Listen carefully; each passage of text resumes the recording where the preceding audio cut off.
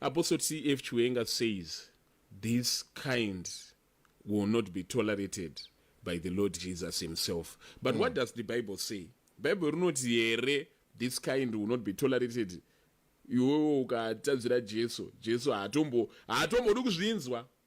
Let's look at scripture.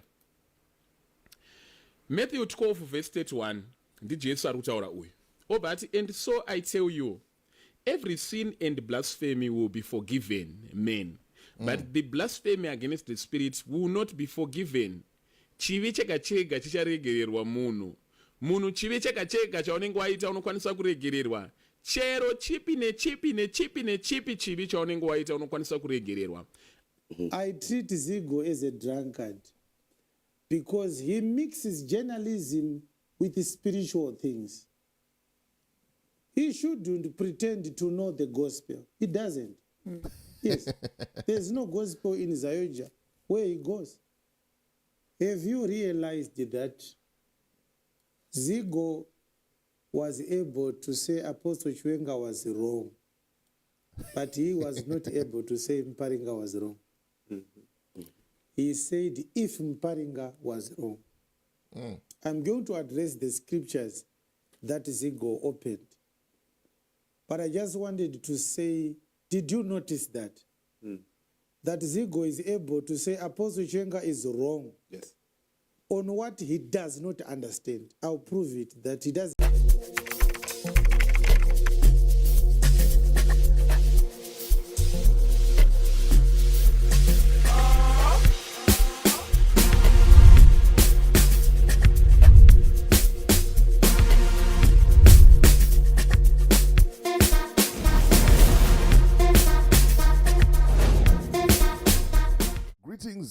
Greetings, and more greetings to you good people. My name is DJ Holly, and welcome to 2.5 Creative Studios. Chitubu che content, chitubu chisingapu, chitubu chinonwane munhu wese, chitubu chakavenekwa chikaongororwa nana mazvikokota kunze aiwaka. Chitubu ichi chine content iri healthy, content iri clean, content yakachena, yakakodzera kunge chikonsumwa nemunhu akaita kunge iwewe. Ndosaka uri panapa muzuva ranhasi. So if it's your first time here, dzvanya subscribe button and the notification bell so that you don't miss out on any exciting content uploaded. Asi kana wanga wagara uri mugari wepanapa, ndangokutenda nekukurumidza kubhadhara rendi. Thank you very much for supporting 2.5 Creative Studios. Zvamanje kana mazogara ndazobvuma kuti Apostle Chiwenga ndo silent killer, ndo ngwere yemulonyeni kana takutaura nyaya dzechechi, kana takutaura nyaya dzemavhesi. Tese tinoziva ende hatina kana nharo nazvo kuti kana takutaura nyaya yema-freestyles, silent killer chibaba, ngwere chinorova, ndo the same thing chandaratidzwa panapa, chandaona Apostle Chiwenga Vachitsiura Zigo, Vachitsiura Namuparinga ma1. Nyaya ndikufamba nayo zvamanje yandaiva kuti ndikuratidzei. Nyaya yacho I will just try to summarize. Kuna vachazoda kuona the full clip, vanozoenda kunoonawo paplatform pamukoma Zigo iripo almost an hour, but inini handina hour kuti to react to that whole clip. Handitika ndichangotora papiece pandiri kuda ipapo from 14 minutes to 25 minutes. Zvimwe zvese mozonoita sei, mozonozvionerawo zvenyu ikoko. Handiti kana pinda kunyatsonzwisisa nyaya yacho, but let me just summarize nyaya iyi. Zvakanzi naApostle Namuparinga, Jesu akarova zheti dhongi. Hanzi pakakumbirwa dhongi rikasazodzorerwa. Zvavangava kuti anazvo naro dhongi iroro, aiwa zvazvawo izvi. Zvikanzi naApostle Chiwenga watuka, washora Mwari, ende unofanira kuti ukumbire ruregerero. Vakutaura ani? Kuna Namuparinga. Namuparinga vakataura kuti iwe isemoni yakudhara iyi yaane 5 years ndaiita, Mwari wako ari very slow, wakutoita kunge Mwari wekumba kwako. Ndazombozvibvunza kuti zviro zvekunamata here zviri kuitwa nemafesi aya. Vamwe vacho tichida kuti vabhilivha, but unhu hwavo nemabasa avo anenge vakuzoita nelanguage dzavanenge vakuzoshandisa, ndo patinoona kuti toisa question mark. Toisa question mark kuti apa sisina Mwari apa. Even kana Bhaibheri rinotaura kuti hanzi kana tisina mweya waMwari hapana kudyidzana, tinongopesana, tichipesana chete nguva dzese handitika ndo zvandiri kuona zvekuda sei zviri kuitika apa. Saka zvisinei nyaya yakazotengwa namukoma Zigo. Mukoma Zigo vataura kuti aiwa vamuparinga vari right. Saka ndo patinoda kutangira ipapo mukoma Zigo achitaura kuti vamuparinga vari right. Chiwenga ozopindura manje apostle kuti aiwa iyo Zigo uri chidhakwa.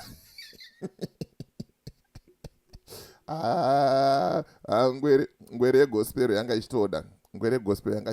Saka ndisingatambise nguva rega ndite ndijambire muklipi tizvionere tega kuti one. But when it comes to verses, it seems like kuti apostle Chiwenga vanomukira vachienda kujimu yekunojima bhaibheri because kunze kuseri nekuseri pakashata. I'm not saying kuti vari wrong, I'm not saying kuti vari right. Ndingokuratidzaiwo chiitiko chaitika panyaya yedhongi yezheti rakarohwa naJesu padhongi yaitaurwa nani navamuparinga handitika. Saka ndisingatambise nguva da kuti kana une bhizimusi raunaro rauda kushambadzirwa ndibate namba dzangu ndo dziri paskrini idzo. Kana une nyaya yaunayo yauda kuti ndifambire futi ndibate pasame namba idzodzo. Nyaya dzachitoita sei todzifambira. Kana une contribution, kana uri mufundisi, kana uri pastor, kana uri apostle, une mashoko maviri matatu auda kutaura pamusoro pevakomana ava nenyaya yedhongi iyi, ndibate futi pasame namba ipapo tione kuti zviri kufamba sei handitika.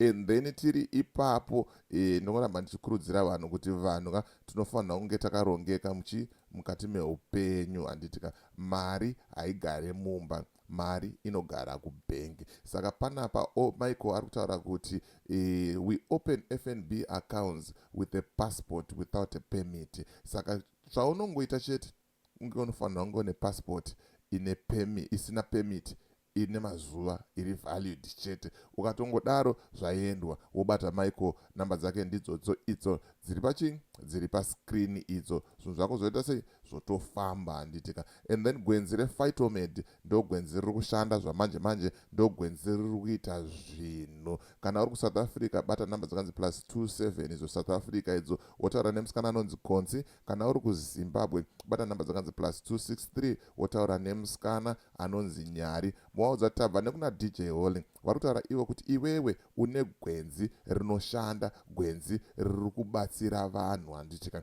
Ungava une chirwere chemusana, ungava uchitadza kupefoma chaipo chaipo, uchitadza kufadza mumwe wako, aiwa gwenzi iri ndo basa raro chairo iro handitika. Saka bata vasikana avo wobatsirikana, wosevhawo imba yako isaparare. Ndo paunozoona paipe vanhu vanenge vakuchita madzimai akuchita akutiza mudzimba, unenge usiri kugona basa handitika. Wazobata mukadzi wako kutanga kumubvunza kuti wakarara naye kangani, zvine basa reizvozvo. Saka gara wabatsirikana, gwenzi iro riripo handitika. Right, rega tipinde muvhidhiyo muzvionere mega mashoko ataurwa mawani mawani ayo ndonakirwa zvangu. Big up to mukoma Zigo, big up to DJ Sparks, big up to Manas Chibanda chibaba icho, big up to boys rakawanda handitika rikupusha maworks and maworks ari kufire. And big up to Uncle Saint, big up to Kundai, timu rangu chairo zvokutodaro. Saka ndinonzwa kuti zviri kufamba sei apo, zvakamira 1-1 timbo chipindira. Amen. Isa comment mcomment section wotaura mafungiro ako kuti unosei nyaya iyi. Kuti uri kuiona sei nyaya yakadai so iyi, rega tinzotaura.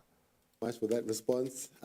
That's not the only response that came with regards to the Moment of Laughter episode 4C. So we also have a journalist who also responded. Let's watch what he had to say. TF Chiwenga ndo vanoti Muparinga is not a preacher anoita zvemajokes. Apostle TF Chiwenga ndo vanoshora mamachechi stereki. Apostle TF Chiwenga ndo vasingafunde from anyone, because his church is the only true church in the world. So Evangelist Muparinga laito responda kuna Apostle TF Chiwenga. But that mubate panzi Mwari agone kutemptwa na Satan, but Jesu paakangova neflesh ava munhu, the devil came after him. God cannot be tempted with evil, but Jesu paakava munhu akatemptwa na Satan. and then mubatisisa pakanzi Jesu akati nemunotora dhongi ndicharidzorera, but it did not bring it back ameno zvawanga kuita nazvo. Mobata kuti pane munhu aseka, a journalist who seked there. This kind of blasphemy will never be tolerated by the Lord Jesus Christ himself. Mosha kupomerwa muparinga ndiye kunzi vakawanzira Jesu, oro vakataura kuti Jesu akakanganisa, oro vakataura kuti Jesu akaita mistake. And mukubona, which if it is true, kana iriyo the interpretation, Evangelist Muparinga will be wrong. Let's assume that it's true. Apostle T.F. Chiwenga says, this kind will not be tolerated by the Lord Jesus himself. But what does the Bible say? Bible not here, this kind will not be tolerated. You ukatadzira Jesu, Jesu atombo kuzvinzwa. Let us look at scripture. Matthew 12 verse 31. Ndi Jesu arutaura uyu. Oh, but and so I tell you, every sin and blasphemy will be forgiven men, but the blasphemy against the Spirit will not be forgiven. Chivi chega chega chicharegererwa munhu. Munhu chivi chega chega chaunenge waita unokwanisa kuregererwa. Chero chipi nechipi chivi chaunenge waita unokwanisa kuregererwa. Asi ukatadzira mweya mutsvene, kana kuti ukamhura mweya mutsvene, kana ukashora, kana kushoropodza, kana kuwanzira mweya mutsvene, haufe waregererwa. But 32 yobva yati, and anyone who speaks a word against the Son of Man will be forgiven. Chero upi neupi zvake anotaura shoko against mwanakomana wemunhu, you know him, ndi Jesu Kristu. Wese anotaura acharegererwa. Wese, anyone, wese. But anyone who speaks against the Holy Spirit will not be forgiven. What does that meanest thou? Iwewe ukataura, zvawataura zvipi nezvipi against Jesu. Nyango ukatuka Jesu, nyango ukashora Jesu, nyango ukaita mistake against Jesu, nyango ukataura zvataura namuparinga izvi, let's treat it as a mistake. Kana kuti chero matauro wanenge waita pamwe Evangelist Muparinga wanga fara zvakanyanya kusvika pakufarisa obva wataura these words kuti Jesu akaita mistake. But Bible ruri kuti Jesu iye ari kuti inini ukandikanganisira inini ukablaspheme against me, inini unoregererwa. Hai inini unoregererwa. Asi dai Evangelist Muparinga vaita blaspheme against the Holy Spirit, vanga usingaregererwe. So Apostle Chiwenga wati Jesu will not even tolerate this. Kuti Jesu achatopanisha, you will not tolerate this. Jesus is saying otherwise. Jesu autotauro zvimwe. Ndozvitaura neBhaibheri. Ndozvitaura naJesu. Apostle Chiwenga is wrong to say that God will not tolerate that at all. I think Apostle Chiwenga ndo vachitori nebeef naEvangelist Muparinga over this, but Jesu kare knowing kuti isusu tinotoita mistake and chi Jesu anogona anga akatovaregerera kare, because that is what he died on the cross for, kuti atiregerere zvivi zvedu. Jesu akatovaregerera kare. Apostle T.F. Chiwenga says Muparinga cannot help himself. He needs to go and find a man of God vanotomubatsira kuti tataona kuti Mwari ari kuda here kuvaregerera. But we have proved kuti if Muparinga was actually at fault, if Muparinga had sinned up, Mwari ari kutoda kumuregerera oro akatovaregerera, because we have shown from scripture that a sin which is committed against the Son of Man, it will be forgiven. So nawe kuti Mwari ari kuda kuvaregerera kana it's neither here nor there. Kana Evangelist Muparinga wakakanganisa, Mwari vari kutoda kuvaregerera oro Mwari akatovaregerera, because we don't know, maybe he realized that he had made a mistake and he asked for forgiveness and he was forgiven. But Apostle T.F. Chiwenga goes further to say amfana kutotsvaga man of God anovabatsira. By so doing chokwadi chaicho kuda kungoti Evangelist Muparinga vauye kuna Apostle Chiwenga unoti ndibatsire or something like that. But does Evangelist Muparinga really need to look for a man of God to help you? Absolutely no, he does not need. He just needs to say, God, forgive me, and God will forgive him. As simple as that. Zvekuzoti man of God mwanofana kuzotarisawo kuti Mwari ari kuda kumuregerera, no. Ukarenga 1 Timothy 2 verse 5 inobva yati 4, mira ndikuisire pascreen muione. For there is one God and one mediator between God and men, the man Christ Jesus. But one mediator, one munhu. Iye Jesu. Jesu created hapana mumwe munhu anomira pakati pako naMwari. Jesu chete, which means fanike Muparinga apa anga akatotadzirana naJesu, ungokumbira ruregerero naJesu. Anoona, you don't need to go look for a man of God and chi. Let us practice what we preach. If we say kuti hapana munhu anomira pakati pedu, hapasina muprista pakati pedu, taungoita direct through the veil. That is what it means. Let us not sensationalize. Chapedza baba. I mean, or maybe they're wrong. Maybe I made fault. No one of you death prophecy next week on the Zigo. Arujaira message ya Mwari. Maybe, but the God that I save and the God that I know. All viewers, makadi kwese kwa muri. This is Evangelist Chiwenga Votaura Vachitsiura. Thank you for watching our videos. Thank you so much for your support. I'm inviting you, the well wishers, we are also inviting people vanoda kuita ma-adverts on our sermons nema videos edu, vada kuisa ma-adverts awo, number dziri kubuda pa space screen apa. Call us, talk to us with favorable rates, tite ma-adverts enyu. Thank you so much. God bless you. Right, rega tichinzwa respond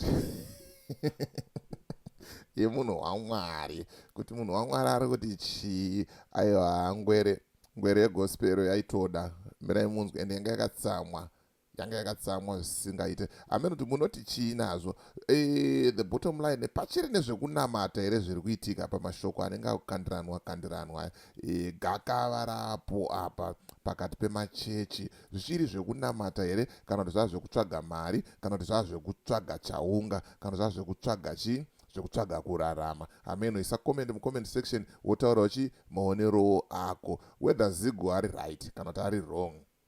But mapinduriro azoitwa naApostle Chiwenga bo here, whether Apostle Chiwenga vari wrong, but maitiro azoitwa naZigo bo here, aitwa naMuparinga bo here, hondo dzacho dzapo pakati apa bo here zviri kuitika mumachechi. Ndo zvatoda kunyatsoziva. Isa comment mucomment section wotaura mafungiro ako, wotaura chi maonero ako. Handidika, have you realized that Zigo was able to say Apostle Chiwenga was wrong, but he was not able to say Muparinga was wrong? He said if Muparinga was wrong. I'm going to address the scriptures that Zigo opened. But I just wanted to say, did you notice that? That Zigo is able to say Apostle Chiwenga is wrong. Yes. On what he does not understand. I'll prove it, that he doesn't understand what he's saying. Yeah. But something that is as clear, as blasphemous as Muparinga said, Muparinga could not say Muparinga is wrong. Zigo. He could not say Muparinga is wrong. Do you know why?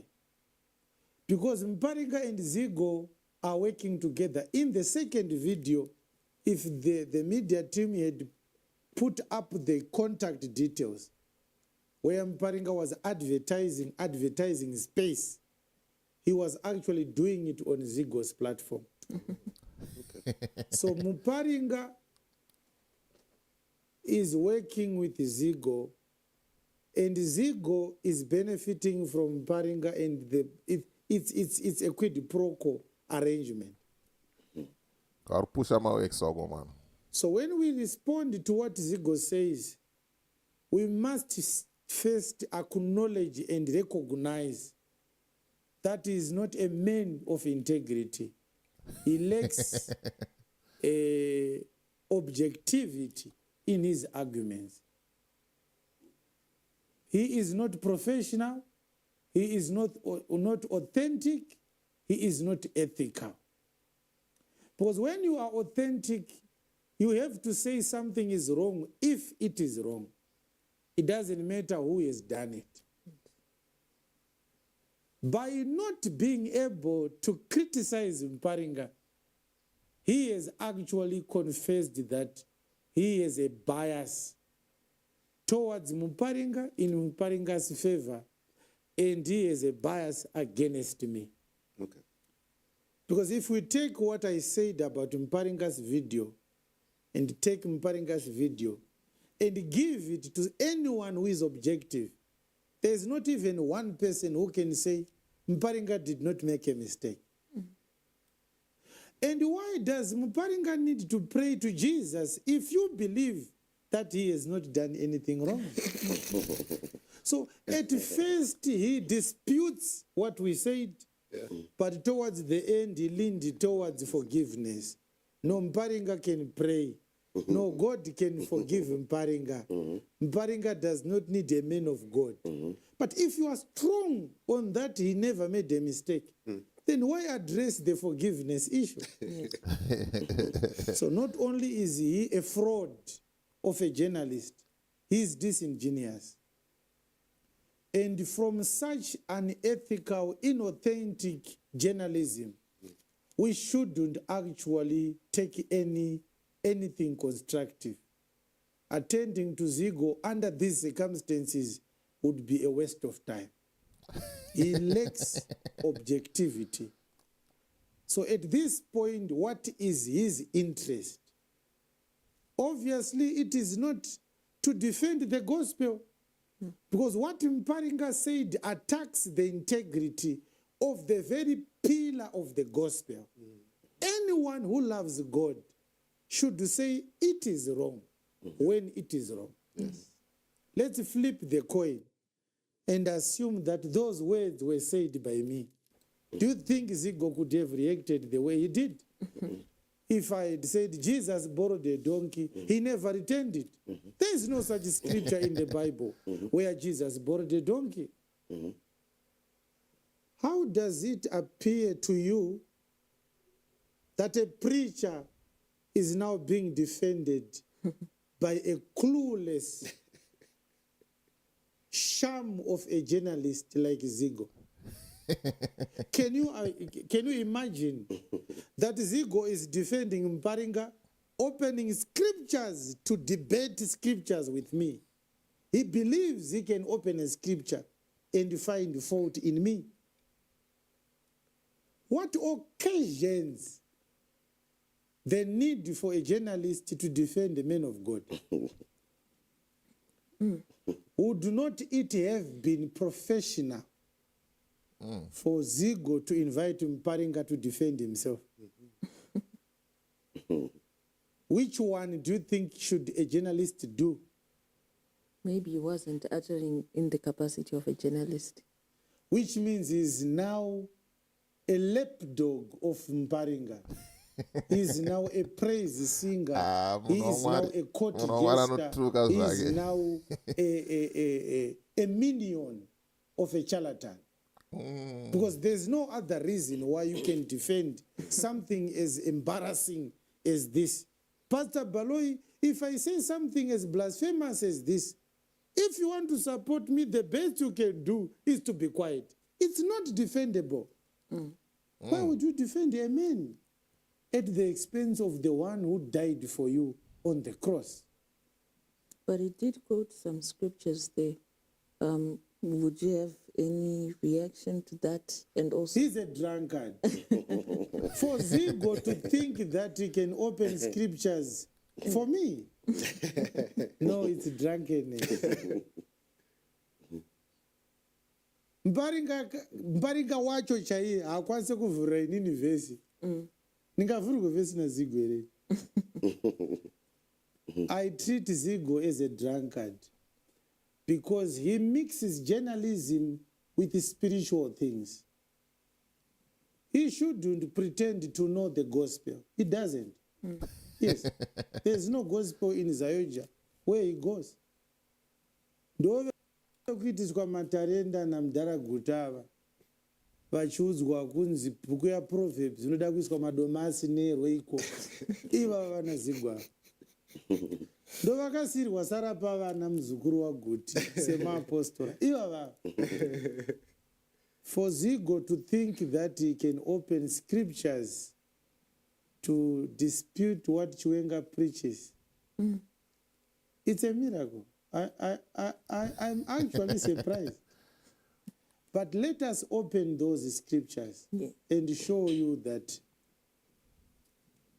whatever is smoking or is drinking, he must find something else to do I can't discuss scriptures with Zigo. He doesn't have the capacity at all. Pastors run away from me. They can't debate with me. What about Zigo? So addressing Zigo or responding to Zigo does not help Zigo. He is not in that space where we can say, Zigo said this is scripture and this is my response. Yes. I'm not responding to him. I'm responding to you. There is nothing in his spirit that can occasion a genuine interest in understanding the gospel. If there was something in him he could have feared, what if Apostle Chiwenga was truly sent by Jesus Christ to rebuke Namuparinga on his excesses? Clearly that one was an encroachment into a dangerous territory. So Namuparinga cannot be defended by Zigo. It's anomalous. It's strange. Kungoti Namuparinga akadefendwa na Zigo, zvinofanira kunyadzisa Namuparinga kuzvamboita sei? Zvamboita sei? Pastor Baloyi. But then Zigo opens Matthew chapter 12 and then he claims that the only sin that is not forgivable is when you blaspheme against the Holy Spirit. He cited Matthew 12:31. Any other sin can be forgiven. There are two arguments that he made. In those arguments, he said, I am wrong. I would start by asking us to read Acts chapter 12 to show you someone who died. God struck him immediately, and yet he did not blaspheme Holy Spirit. Acts chapter 12. Acts chapter 12. In Acts chapter 12, Herod had killed Apostle James, and after that the Jews were happy. He then arrested Peter, planning that after the Passover, he was going to kill Peter as well. So what happened is there was a truce between him and the kings of Tyre and Sidon. And the people gave a shout, saying, It is the voice of a God, and not a man. Yes. Not of a man. Yes. And immediately the angel of the Lord smote him, because he gave not God the glory. And he was eaten of worms, and gave up the spirit. Right, right. So we are told in verse 23, Pastor G, that what God killed Herod for. The scripture does not say he blasphemed the Holy Spirit. The scripture says he gave not God the glory. And this is why God killed him. So we have just proven Zigo wrong. That in the New Testament, any other sin can be forgiven except blaspheming the Holy Spirit. In Acts chapter 12:23, Herod was killed, not because he blasphemed the Holy Spirit, he blasphemed God. This is enough to prove that Zigo is lying. You understand? Let us go to Acts chapter 13, verse number 10. And said, Let's go to verse number 6 to give context of what was happening. And when they had gone through the eye of Paphos, Yes, they found a certain sorcerer, there was a sorcerer there, a false a prophet, false prophet Jew. like Namuparinga. Yes, whose name was Bar Jesus, his name was Trimo. which was with the deputy of the country, Yes, Sergius Paulus, yes, a prudent man, yes. who called for Barnabas and Saul, So the governor, the deputy governor, wanted to hear the word of God. He called Paul and Barnabas. and desired to hear the word of God. So the deputy was clear. He wanted to hear the word of God. Yes, But Elymas the sorcerer, yes, for so is his name by Yes. interpretation, yes, withstood them, yes. seeking to turn away the deputy from the faith. The sorcerer wanted to stop the deputy from believing the word.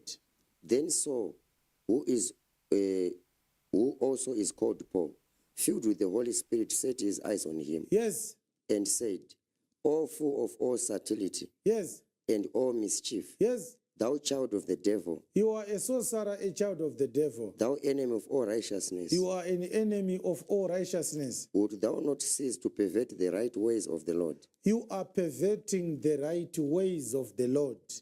And now behold, the hand of the Lord is upon thee, The hand of the Holy Spirit is upon thee. the hand of the Lord." Oh, I'm sure the hand of the Lord Jesus was there to heal him. Yes, "And thou shalt be blind, not seeing the sun for a season." yes. And immediately there fell on him a mist and a darkness, and he went about seeking some to lead him by the hand. So let's keep this scripture there. Who is the Lord, Pastor J? It's Jesus, our Lord, So whose hand was upon the sorcerer? the hand of the Lord.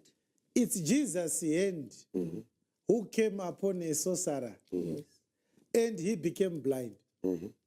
So in Acts chapter 13, Jesus blinded a sorcerer. Why? Because in verse number 10, the apostle had said he was perverting the right ways of the Lord. In John 14, verse 6, Jesus said, "I am the way, the truth, and the life." So Elimas was not blinded by Holy Spirit. No. He was blinded by Jesus because he was perverting the way of the gospel of Jesus Christ. This Jesus that Zigo says, he says, "You can blaspheme me anytime, I will forgive you." He did not forgive a sorcerer in Acts chapter 13. So who is correct between me and Zigo? aiwa uyu wabvunzwa naapostle wamuri kuda kuti imimi mega pachezvenyu mupindure. Hanzi, so who is correct between me and Zigo? Vazojamba zvavo Muparinga arimo muequation futi. Amen. Mazvinzwirawo mavhesi mamaonera zvese mazviona mativi ose, but ini pangori nenyaya yangu zvangu pandikunamba ndakatsikirira ndepekuti kana chechi yacho yaakudai so yaakuita kunge matimu ebhora achiri machechi here. Kana takuda kupuruvhana kuti ndiani ari right, ndiani ari correct, ndiani mukuru, ndiani mudiki, zvichiri zvekunamata here, ndomubvunzwa ndongokusiyirawo zvangu iwo wanditya. So as for me, DJ Holly, and the rest of the crew behind the scenes, thank you for supporting and thank you for watching, and it's bye for now.